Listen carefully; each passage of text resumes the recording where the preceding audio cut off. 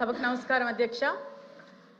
మంత్రి గారు ప్రశ్నలన్నిటికీ సరైన సమాధానం చెప్పారు అధ్యక్ష. అయితే 2024 నుంచి ఇప్పటి వరకు ఈ 2 సంవత్సరాల్లోని జరిగిన బెటర్మెంట్ అనేది సమాధానంలో వచ్చింది అధ్యక్ష. కానీ మెయిన్ థింగ్ 2019 నుంచి 2024 వాళ్ళలోని హాస్టల్స్ రన్ చేయటం ఒక నార్మల్ షెల్టర్స్లా రన్ చేశారు, కానీ ఒక ఇంప్రూవ్డ్ హాస్టల్స్ లాగా మెయింటెనెన్స్ తోటి ఉన్న హాస్టల్స్లో రన్ చేయలేదు అధ్యక్ష.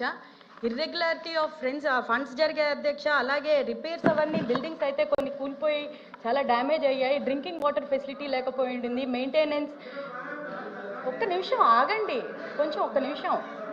ప్రతిసారి ఇలా డిస్టర్బ్ చేస్తుంటే నేను మీ మీద మర్యాదతోటి, నేను మా పార్టీ మర్యాదతోటి ఊరుకుంటే మీరు చేస్తున్న తప్పులు ఒక్క నిమిషం అవి వాటి గురించి కూడా 2014 మెంబర్స్ ప్లీజ్ ఒక నిమిషం. 2019 నుంచి 2024లోని కొన్ని హాస్టల్స్ లోని పిల్లలు వెనక్కి వెళ్లకుండా మేము ఆ హాస్టల్స్ లో చదవము అని చాలా మంది హాస్టల్స్ బ్యాక్అవుట్ అయ్యాయి అధ్యక్ష. ఆ స్టూడెంట్స్ ని దయచేసి ఎవరెవరైతే వెళ్ళిపోయి తిరిగి మేము రాము అనుకున్న వాళ్ళకి మళ్ళీ మేము అప్గ్రేడ్ అయ్యాము, మీరు మళ్ళీ తెచ్చి మా హాస్టల్స్ లో జాయిన్ అవ్వండి అని మంత్రి గారు కోరాల్సిందిగా, వాళ్ళందరినీ ఒకసారి మళ్ళీ రప్పించాల్సిందిగా నేను మంత్రి గారిని రిక్వెస్ట్ చేస్తున్నాను అధ్యక్ష. అధ్యక్ష,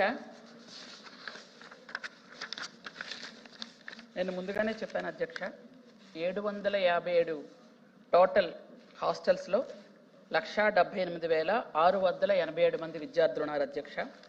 వీటిలో ఆశ్రమ పాఠశాలలు, గురుకులాలు, pre schools, post matric hostels ఇవన్నీ కలిపి ఉన్నాయి అధ్యక్ష.